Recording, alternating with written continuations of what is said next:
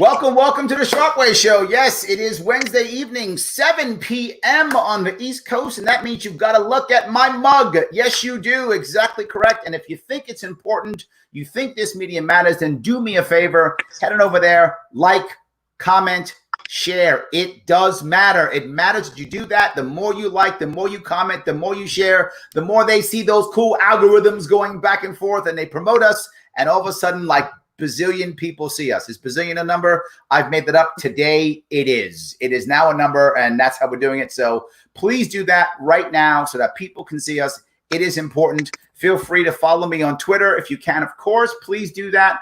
Also like me on Facebook and subscribe to me on YouTube. All of these things matter so we can keep growing and keep growing and keep growing. I am very lucky this evening. This evening, I have someone who ran as a Republican for Congress, Republican primary. She is a New Yorker, just like me, upstate New York, rocking and rolling. Kind of a city person, but easily hangs out with the farm people, just like I do. I love that. The person herself, the amazing Ola Hawatmeh. Did I say it right? Yes. Thank you for having me on. I'm happy that you are here. I appreciate that. For more information on Ola, please feel free to go to olaforcongress.com. There's a lot of stuff I want to talk to you about this primary. The reason why I think it's so important now is kind of what happened to Jeff Sessions in Alabama, right? In Alabama, Jeff Sessions, for those who don't know, Jeff Sessions lost. He went up against someone who was pro-Trump. Sessions was not so pro-Trump as far as Republicans go. And he lost handily. Ola, that's not the case with you. Yours is very different. You outraised your opponent at least by what, 7, 8, 10 times? I mean, you really you raised far more money than him. You campaigned far more than he did. You were NRA endorsed, NYPD endorsed. He wasn't. And still, he just edged out a victory over you. Tell me about that. Well, I feel like once, in regards to the GOP leaders, I feel like when they choose someone, it's like they choose someone. When whatever, it's interesting because a lot of emails, a lot of people reaching out to me. And everyone and anyone that has reached out to me knows that if they ask me, we need a meet and greet, right? We need PPE products, or we need a yard sign. Guess what? I'm delivering that. Well, this is what I heard once, that you were someone who went and actually campaigned, and the other guy, Vanderwater, if I got his name right. Supposedly, from what the people are telling me, what I'm hearing, and I'm in New York, so I'm getting secondhand information. I'm in New York City. So my secondhand information, though, tells me that you were out there and he wasn't, and you were someone who could actually respond. People talk to you, but still, he got the nod. Is this an establishment? Was he the establishment candidate, not you? He was. I was. Obviously, they wanted me to. They tried to influence me to drop out, and I refused to. I know one Albany article came out with something like the GOP leaders are trying to push Ola out, and all of a sudden, it's like all the news reporters and anchors and everyone else was like afraid to even touch the story. You'll see a lot of Delgado story, but not about us. All I can speak about is myself, and I know what I put in 7 days a week. 3 counties a day. Even during COVID-19, I held Zoom meetings every week with 2A sanctuary groups and different women's groups, pro-life groups, still reaching out to the district and to the community and different counties, giving them hope, making sure they know. It's not the end of the world. So we're going to get past this and through this. Let me touch that piece there. You just brought that up, right? You had the conservative line. The Conservative Party was going to back you. Is that right? I was endorsed by the Conservative Party, and I hired, Yes, I did hire a firm to get me ballot access. But my acceptance letter, I had 2 or 3 times the signatures needed, and I had the Wilson Pakula. It's a 3-step process and I need an acceptance letter because I'm a registered Republican. That Sure. acceptance letter was handed in a day late, so Got I it. didn't make it on the conservative ballot. So I was just on the Republican ballot. Okay, so with that in mind, you're also pro-life, right? Yes, and I was A-rated, pro-life, A+, 100% pro-life. So I look at someone else we have in the Libertarian Party, and that is Justin Amash. And Justin Amash and you overlap in a way. You're both Middle Eastern Christians, and you're both pro-life, and you both got screwed over by the Republican Party. Yeah, those who you think are your friends, and then you hear, in politics, I've learned this is the first time I've ran. And in politics, I've learned there's no friendship. Yes, it's no. You have to take emotion out, and it's just total. Ola, it's like, I hope and I'm going to be personal on this the one. Art of War. I hope you did not learn that from this. I really do, because one of the reasons why.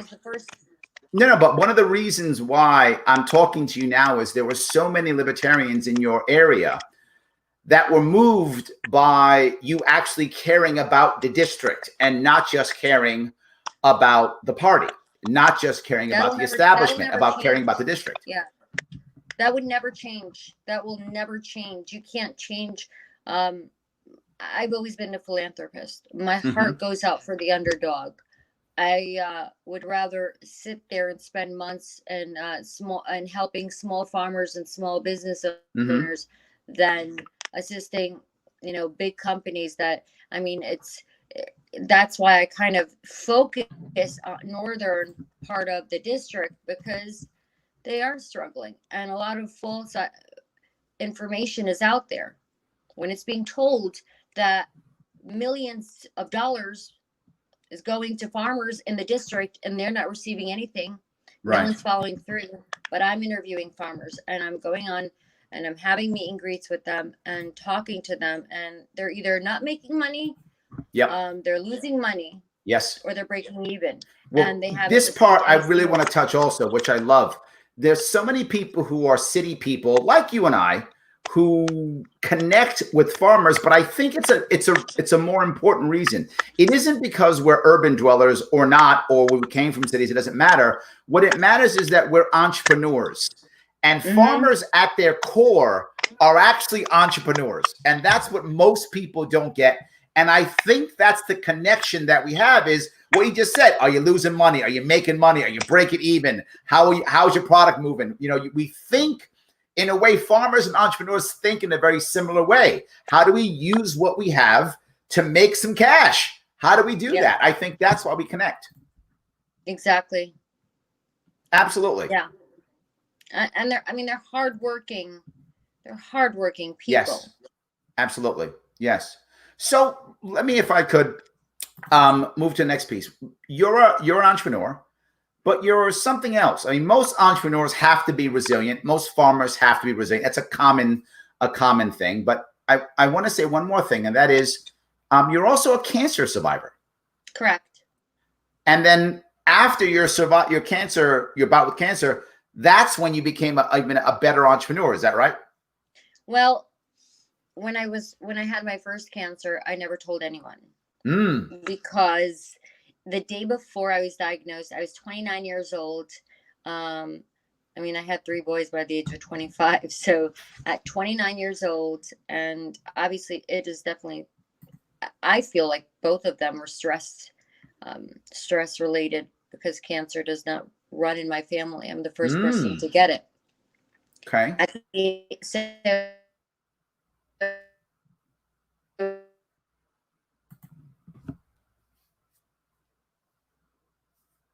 I'm losing you, Ola. I think I'm losing the feed. That out. I love your. Is there a way you can move someplace to get a better signal? I'm losing your feed.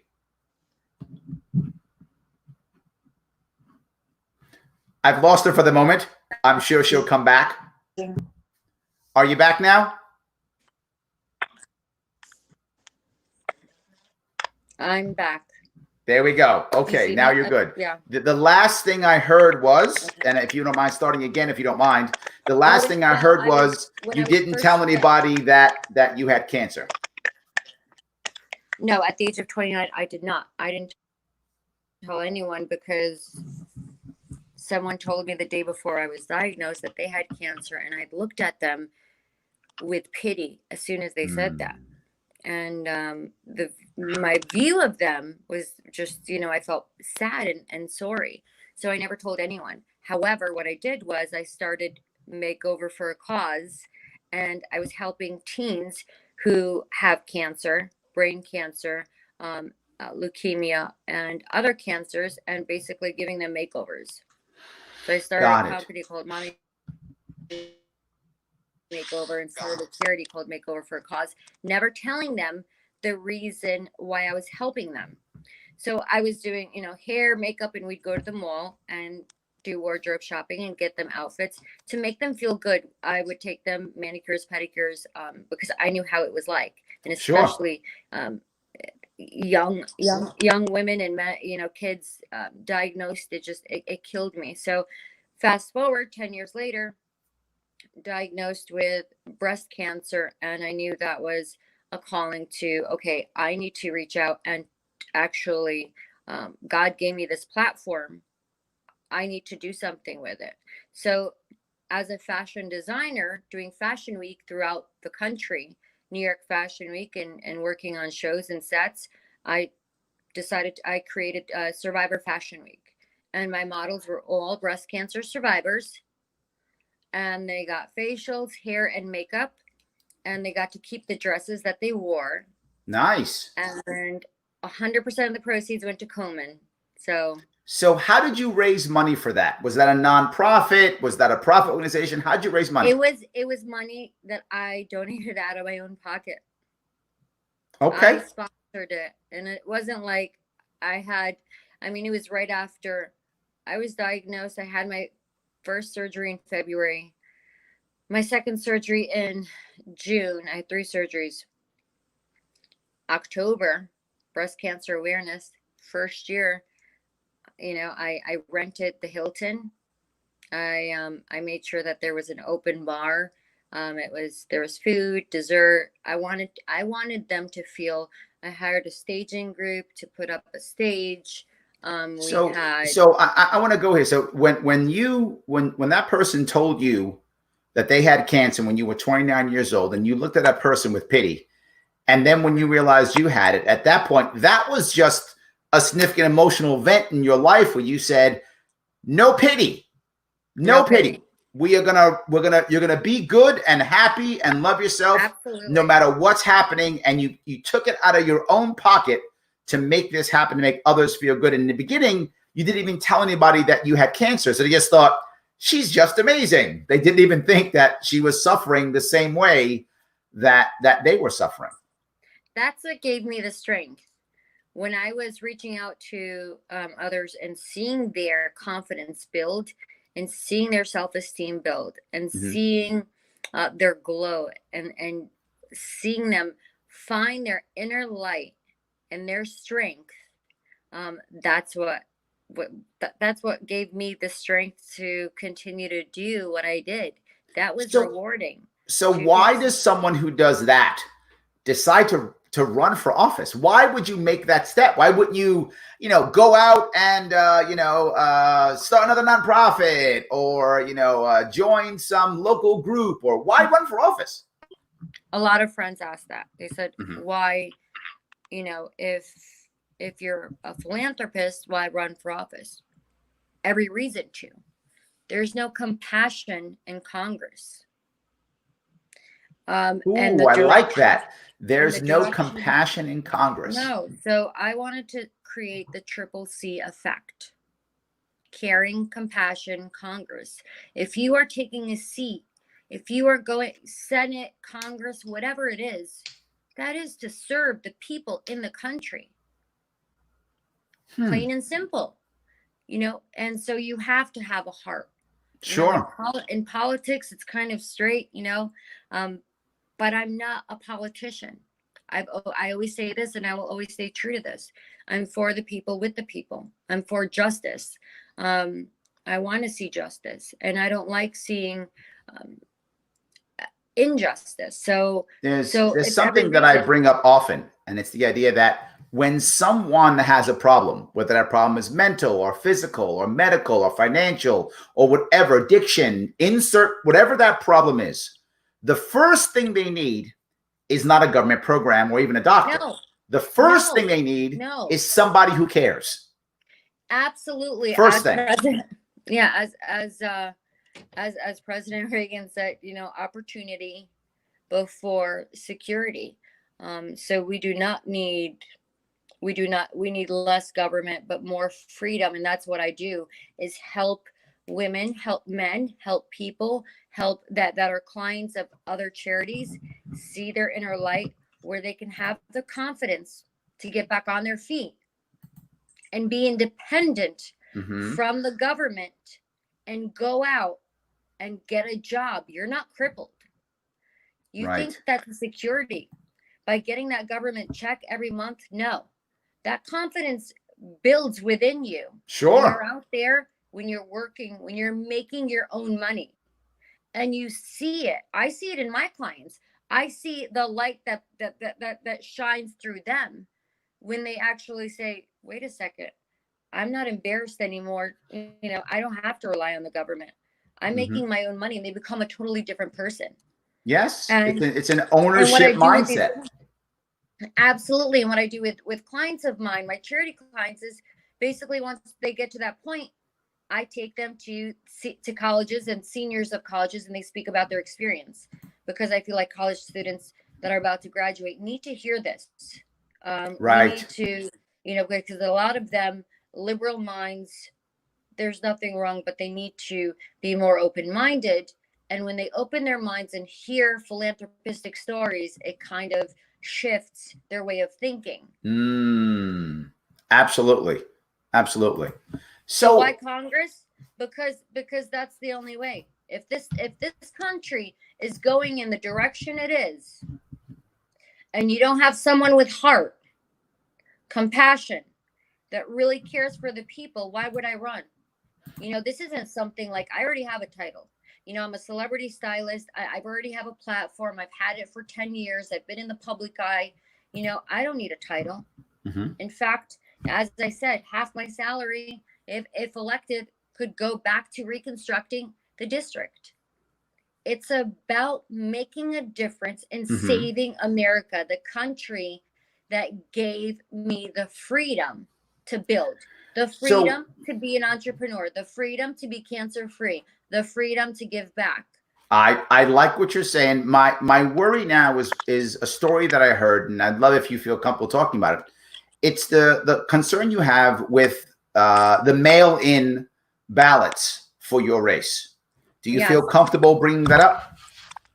Well, absolutely, because a lot of people are asking me, and I'm getting a lot of messages, and even reporters are calling me, local reporters, confused. People are confused. They don't know what's going on. So I won by almost 500 votes on primary night. And then the mail-in ballots, it was shifted where he was almost like 70%. There was 10,000 plus absentee ballots, and he had 7,000 plus, and I had 3,000 plus, and the numbers didn't really make sense. And especially in counties like Otsego County, where I had 500 votes over him. He had 3 plus, and I had 900. And then when absentee ballots, it was the other way around. And so it didn't make sense. And political analysts looked at this and they said, well, I don't know how this can happen. It's almost impossible. So obviously, a lot of people were asking questions. And then when I sent two people to watch per Mm-hmm. county, and what they saw was even more alarming. Mm-hmm. Ballots being outside of envelopes. The dates on the ballots were different than the envelopes. So you Yeah. think there was actual fraud? Do you think that's possible?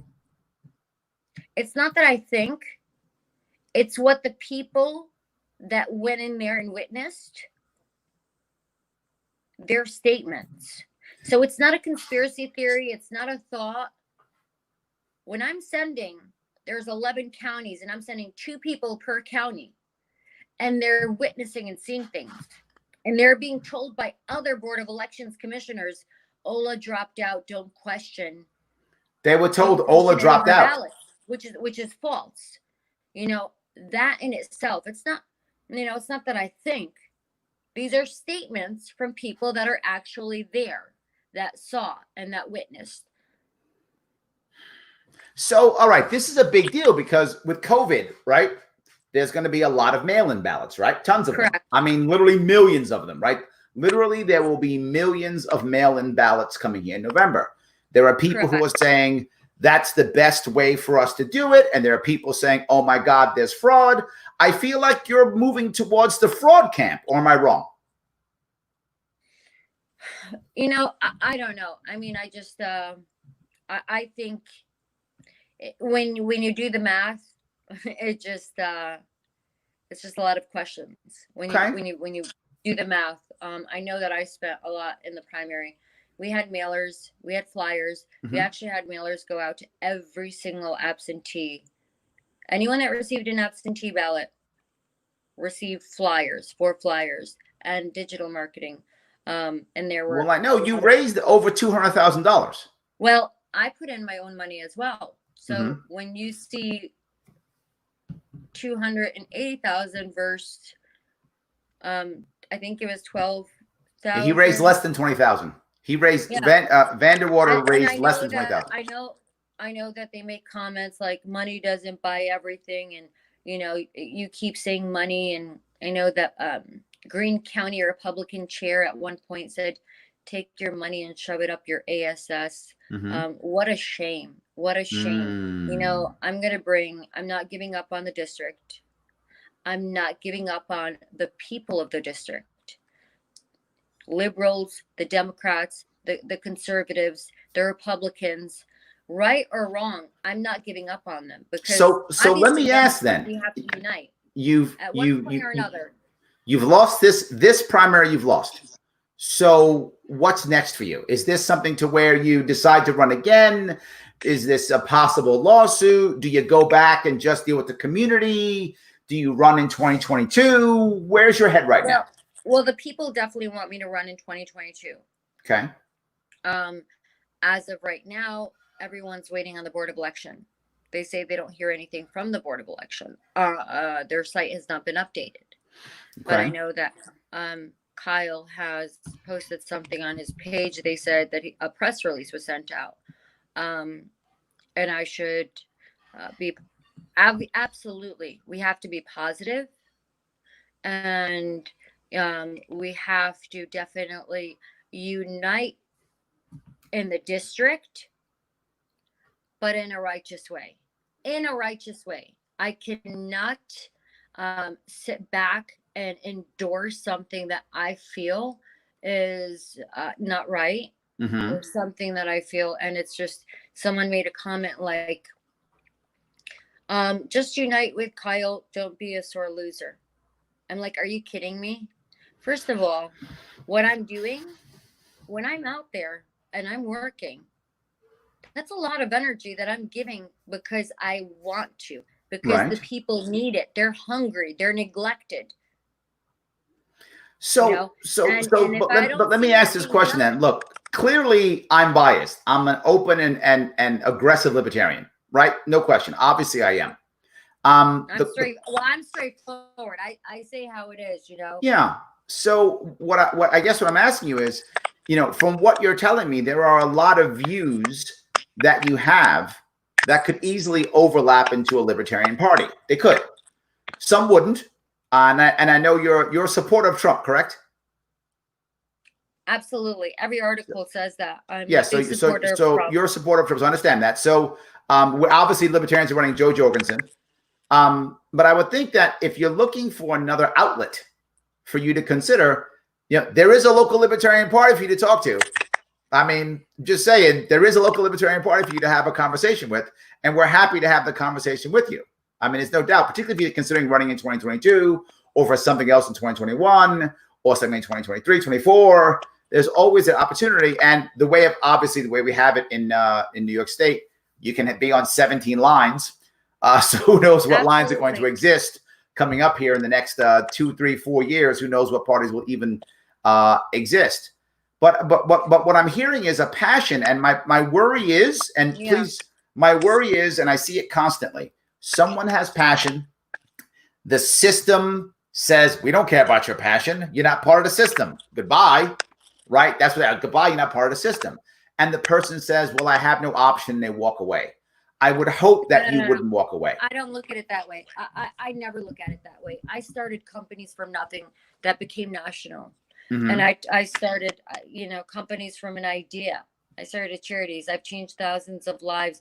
I'm not that kind of person that gives up just because one door shuts down. It wasn't God's will. I'm a very faith-based individual. Mm-hmm. However, I will continue to work with the people in the district, win or lose. Okay. Just because I wasn't given the title as the next congresswoman does not mean that I turn my back to the district.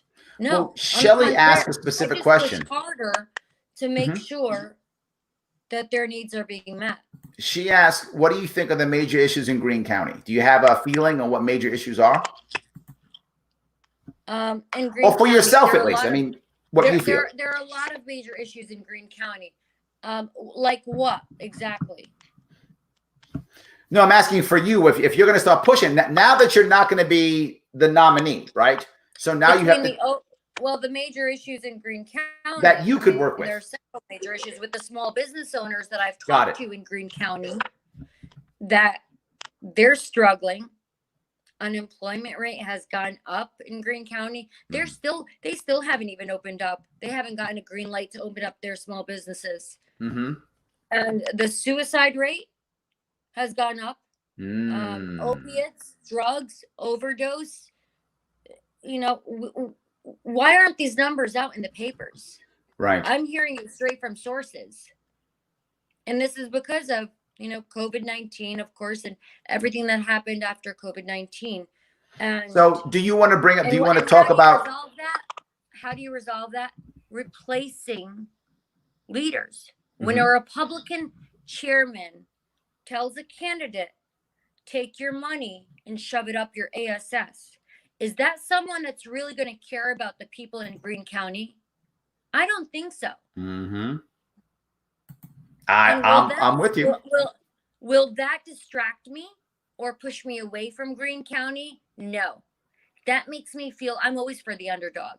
Mm-hmm. I push harder to see justice being served for residents in Greene County, because if he's talking to me in that manner, that means he doesn't care about the residents. Mm-hmm. He doesn't so that means that I need to push harder and to help them. So that will not change. So let me go to the something a bit more personal. You used to live in Missouri. Correct. You then moved to New York. Why? Correct. Well, after I graduated college from Mayor's College, and I lived in New York all my life, I was in an arranged marriage. Oh, okay. After I got divorced, and it was, it wasn't pleasant from day one. Let's just put it that way. I mean, did you know him, or you didn't even know him? No, I think no. Okay. It was like I met him at a wedding. Got it. Okay. Well, no, I know sometimes in arranged marriages, you know the person for a long time, and sometimes you don't. That's why I was curious in your case how you had known the person. I met him at a wedding in November. He came to New York in February with his mom. I was engaged right then. Okay. And the wedding was in June. So Okay. anyway, he's from California. So but it was from day one, not pleasant. But I did, after I got divorced and finally cancer free. Home is where the heart is. I came back to New York. My parents and my family, they've lived in Dutchess County for over 40 years. There we go. There we go. So another question here.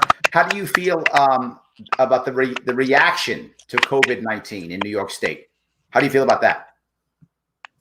I feel that a lot of people use it to their agenda. Okay, tell me. It didn't help. A lot of people ask me about masks and unmasks and do you believe in them? You know, it's pretty simple. You know, we should take precautions. We shouldn't be, you know, social distancing is important. COVID-19 exists. It's not like, you know, it doesn't exist. There are a lot of people that say, you know, one day I'm posting a picture of me wearing a mask and they're telling me, take that stupid mask off. There's no such thing. Another day I'm having a meet and greet. We're 6 feet apart and being attacked. You know, people love to attack either way. Yes. You can't do right. You know, it's like they label you, whatever you do, just like our president, he could cure cancer and they could say he's a piece of. So COVID, absolutely. A lot of the funding for COVID should have went straight to actual business owners, should have went straight to farmers. It didn't.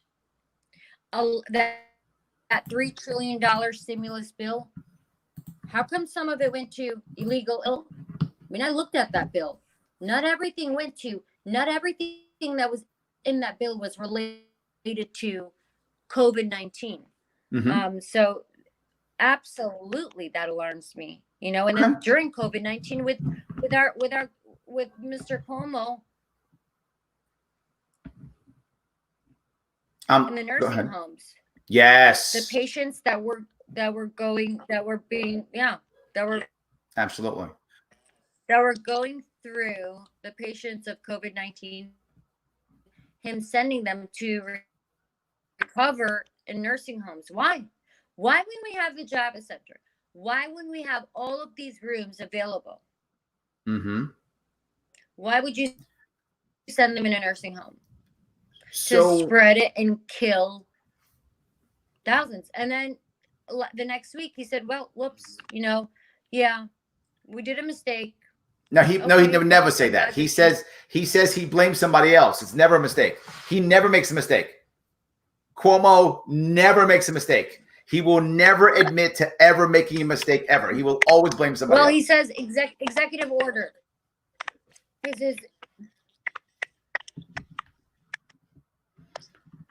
Let me go to executive order. Well, I gave it when President Trump asked to help him. I'm sorry, go ahead. No, I want to go to another piece. You mentioned Trump. I feel like there are two types of people that dominate politics now.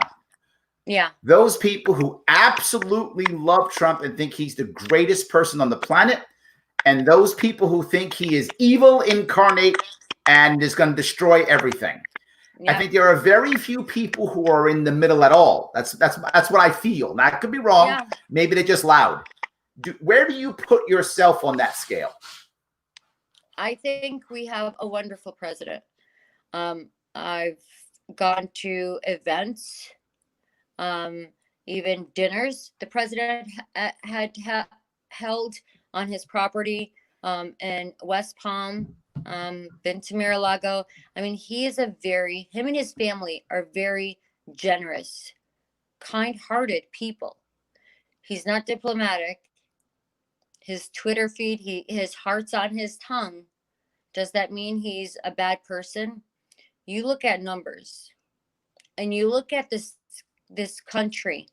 Like myself, I have a business mind just like our president. No political background, but he's a businessman and he handled this country in that manner. In regards to, you look at numbers, unemployment, millions off of food stamps. And the numbers the economy was great up until COVID-19. And now, God willing, it'll jump back. Okay. So I want to go to a more specific issue that's New York based, vaping.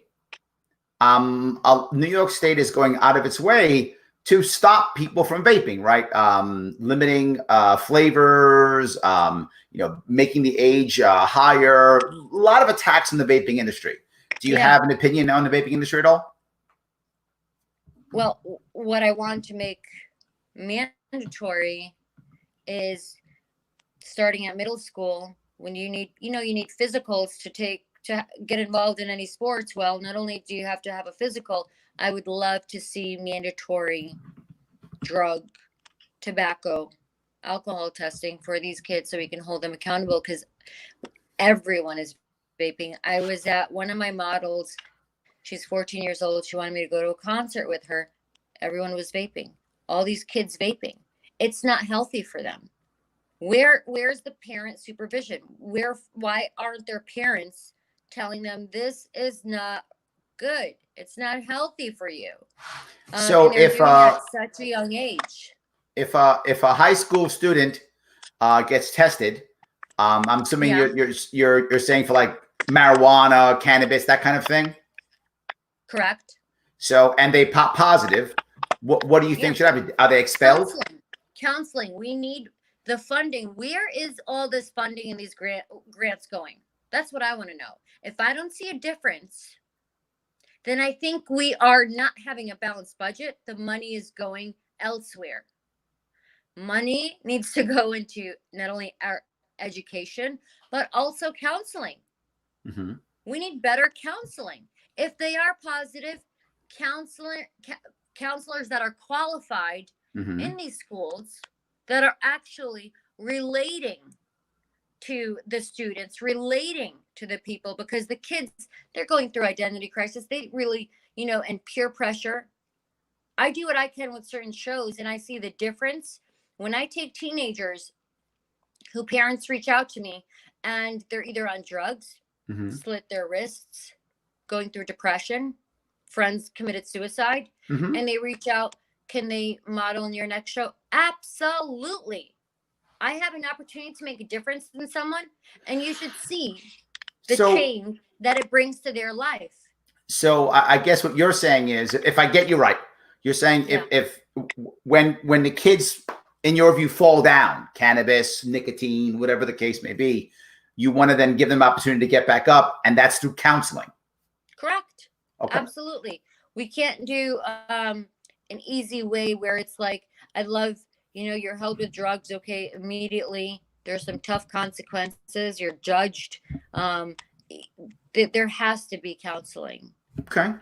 Well, so what if I'm asking a serious question here. What if they still keep doing it, right? As a general rule, when you pull things out, right? Years ago, I don't know if you remember, but I don't know how old you are. I'm in my 50s, so I remember, right? But years ago, the drinking age used to be 18. And so then the drinking age became 21. And when the drinking age became 21, the goal was to keep alcohol out of school, high schools, right? That was the goal. One of the goals of doing that was, and it actually worked relatively well for that. There was actually a less kids drinking alcohol in high school. What changed, though, the consequence that came from that was kids smoked more weed and kids did more drugs, because it was actually easier on the black market to get the drugs than it was to get beer. So kids started smoking more weed and getting high with other drugs, sniffing, huffing, things like that. And in college, kids no longer did binge drinking in high school. They would binge drink in college. And when they would binge drink in college, you have a massive spike in date rapes, problems, deaths, hazing, all those issues, because the kids didn't know how to deal with their alcohol in high school. They learned it in college. Do you feel, and maybe I'm off here, do you feel that if we do that same thing with smoking, nicotine, cannabis in high schools, do we risk a similar backlash? No, I feel schools are not meant to raise kids. Okay. But we do need guidance. Got it. Okay. We need people that can relate and influence kids in high school and middle school. Kids don't listen to their parents, but they'll listen to people that they relate to. However, we need to hold not only the kids accountable, but their parents as well. Let's say they strike one and they're at it again. The parent needs to be held accountable. Okay. Your job as a parent is to make sure and hold your kids accountable. Got it. Schools can do so much with counseling. It helps because we're holding them accountable. By holding kids accountable, you show that you care. You're not judged. Kids don't want to see that they're judged. You know, even if they've done wrong, alcohol, okay, let's just easily put you in jail and fine you. No, there has to be other outlets. They need TLC. What are the issues? Why are you doing this? There are reasons behind this. Who's peer pressuring you? Getting to know other students and the school, and that's the neglect. I feel like you're talking about actually more of a culture change more than anything else, right? That's my gut. I feel like you're talking about culture change, right? You're actually not talking about necessarily, punishing an individual kid necessarily. You're talking more about, does that kid have the community required? And this is one of the reasons why you find many libertarians who want to localize school more and take the federal government out of school. They want to put community back into community by removing government and adding community. Is that where you're going or no? I agree 100%. I agree. I'm very old school too, by the way. I'm extremely, I would love to bring the old school tradition back. I mean, I have 3 boys and they've earned service hour awards. My oldest is in the ROTC. Just very faith-based kids, and it's like words that we can't use in the public, words we can't use in school, and we just back down, and we feel like we can't talk about it. No one stands up. Where is the backbone in people? How come the left can say and talk and influence the way they want, but God forbid we stand up for what's right and try to influence, and then we're looked at as we're wrong and we suffer the consequences? No. That's why we need to stick together, and that's the disconnect too. Okay, so I get where you're going there. I think that where we absolutely agree is the idea of localizing schools. I love that idea tremendously. I love the idea of having more community involved in each school. I think that's great. I do worry about the testing in school. It does scare me. It does make me feel that. A lot of people, you're not the only one. When I bring that up, they're like, well, our kid's going to be judged. I just look at it as, it's not judgment. We're holding them accountable, because how are we going to know? These kids come in high. And that's just the beginning, and they get worse and worse. When there's help being offered, as soon as they test positive, it's an option. And to have that option, I would find it hard to believe that a parent says no. My kid is. Yeah. Okay. So what do you think about the idea of having a system where, say, the last 2 years or couple years of high school, your kids are able to go to trade schools instead of having to stay in high school? I'm not opposed to that idea. I think that's a great idea. Because not college wasn't meant for everyone, and I hear this a lot. And that's one thing actually Delgado has said, and I agree with him, because I've listened to a lot of some of his town hall meetings and speeches, because everyone is different. Sure. So in that case, you would agree with Delgado in that case. Correct. Okay, good. Okay. No, I'm just curious, because I know that you have been very unhappy with how the left has been moving the country and how the left has been controlling a lot of New York State. But I guess there's yeah. got to be another issue here. I know that as a Republican in New York State, Biden is probably going to win New York State. Almost no matter what he does, almost no matter what Trump does, Biden's going to win New York State, probably, right? I mean, it would take a miracle for him not to win. See, that's my fear. We can easily, they say it's not like New York 19, it's a flippable district. Mm-hmm. It's a red district. Okay. New York is blue, but there are certain districts in New York that are red that I wish people can focus on, Republicans can really focus on, because it would be a shame Biden winning New York. I mean, like I said, and I've joked about this, Biden, you can put him in a nursing home and tell him that it's the White House and he won, and he would believe you. Well, I said this before. Earlier. That's how out of it he is. But if you look at many Republicans, Democrats, many Republicans simply hate the left. Many Democrats simply hate the right. So if that's the case, when it comes to the average Democrat, they don't care who Biden is. He's not Trump, in which case they believe, good enough. I don't care if it's a ham sandwich. It's fine. He's not Trump, therefore he's good, right? So they just want to vote for him because they want to vote for him. In New York State, it's about 2-1, 2.5, almost 3-1 Democrat to Republican. And we lose over 100,000 New Yorkers every single year leave this state as fast as they can, right? They're bailing. Yeah. And most of those people leaving are people who would not vote for Cuomo, right? So that means a lot of those things, a lot of people leaving, it ensures almost that Biden's going to win this state. How, as a Republican, do you handle that knowledge, knowing, all right, I might be able to flip my district, maybe you can, sure. And Republicans win districts, absolutely. But statewide, does it feel like a lost cause to you or no? No, I don't give up, and I don't tell the people in the district to give up. Okay.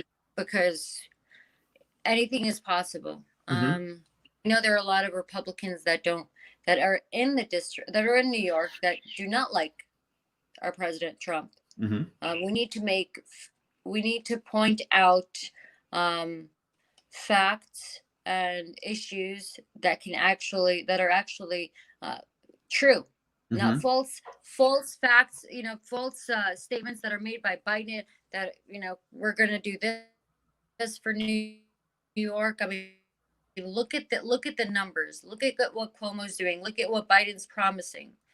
And look at what Trump has done in New York. Look at the numbers that he's done. I've asked before COVID-19, I've asked several business owners, how is your business? They either say it's doing great or wonderful. They're making money. That's thanks to who? President Trump. One time I said, I was giving a speech and I said, thank you, President Trump. And they looked at me, they said, do you forget what state you're in? These are Republicans that are saying this to me. I get it. I mean, this is a blue state. I mean, overall, right? I agree parts are red, but all the cities are blue. I mean, people always say, well, it's New York City that's blue. It's also Syracuse and Albany and Rochester and Buffalo and Utica and Ithaca. It's all the cities. They're all blue.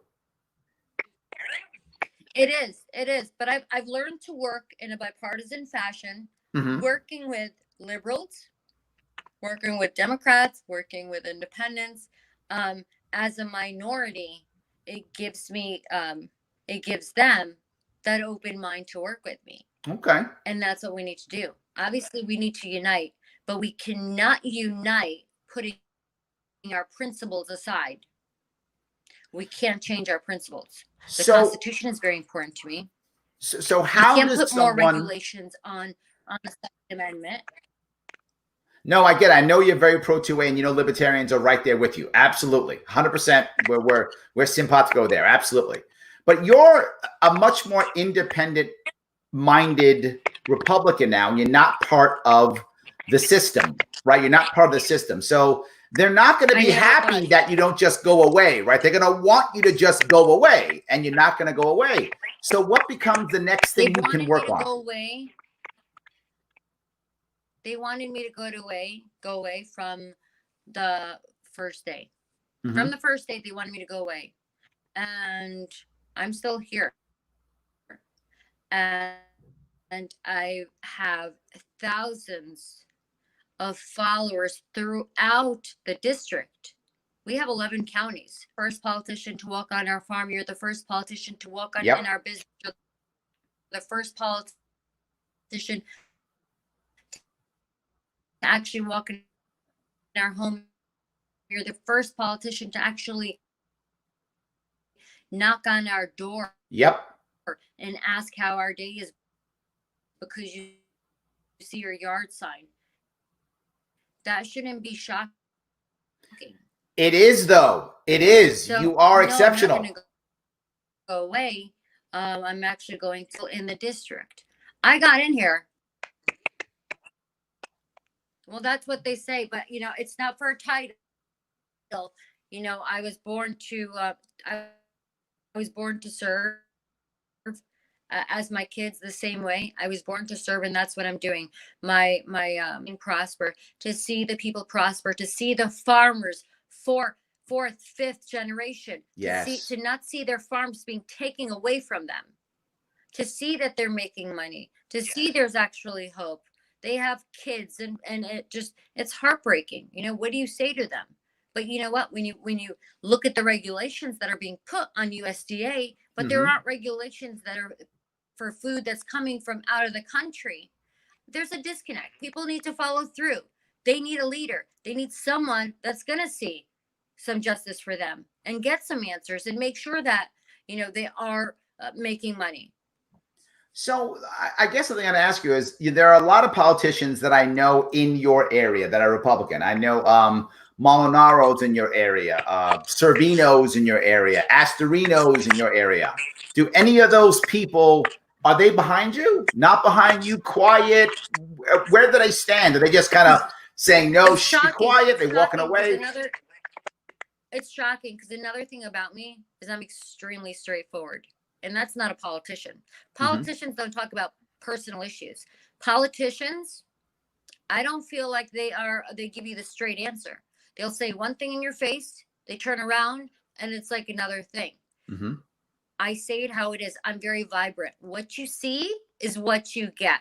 So when I have some people that you just mentioned follow me on social media, say kind words to my face, and then turn around and endorse my candidate before the primary, knowing there's no energy exerted in the district. I want to see energy. I want to see movement. If I am not motivating the people in the district, then I shouldn't be running. The people in the district have seen a movement, and I see a movement. They're seeing drive. They're feeling energized. They feel hope.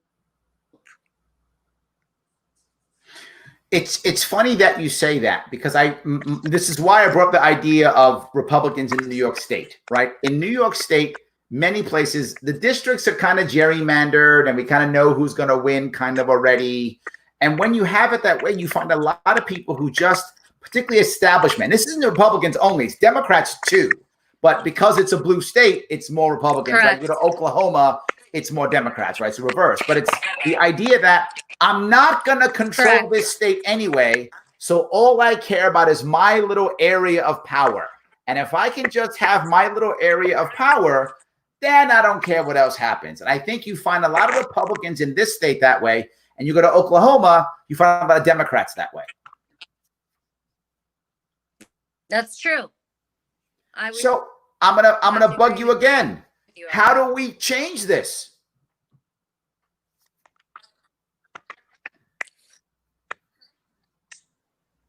By people speaking up, and that is what I'm encouraging those who are emailing me, who are sending me messages, who are inboxing me on Facebook and social media, who feel like their voice doesn't matter just because they're looked at as a farmer or a small business owner, and what difference can they make their voice matters. All right. I'm gonna give you and by I'm gonna give you speaking my up, bit. they will if I tell you change. I mean, and we can't change things by sitting back. I'm just gonna give you my little bit if I could. And mine is, since we Absolutely. overlap on a couple of issues, we Yes. overlap for sure on schools. We overlap on 2A. We overlap on freedom. We overlap on farmers being treated like entrepreneurs. There's many places that we overlap. I say we could be issue focused. Since you're not physically running anymore this year, we could be issue focused. And if we're issue focused, we could Amen. easily unite. We could unite and keep our people together under each issue where we grow. In a bipartisan fashion, we can unite. Absolutely. Help. Amen. Absolutely. That's why people are speaking up. They think it's the end. Oh, well, you're not the candidate. Kyle was, endorsed. So no. Don't give up, people. Don't give up. And they're saying we don't know him. We haven't met him. We haven't seen him. Well, that's okay. We work together and we stay positive. And yeah, I agree with everything you just said. I love it. So let me ask, before we wrap this up, is there anything that you want to bring up, something important you want to talk about or chat about? Just staying positive. New York 19, staying positive, keeping the hope, keeping the energy strong, and alive. There's over 700,000 people in our district, and we need to be strong. We need to be motivated. We need to keep that drive and that passion.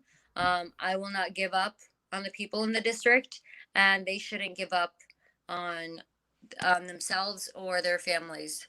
I love that. Okay, everybody, whoever wants more information on Ola, please head on over to olaforcongress.com. Reach out to her on Facebook. She will react. She will talk to you. She will respond. If you're in her district, she loves you. That's for sure. She clearly loves the district. So if you're out there, reach out, show some love, show some support.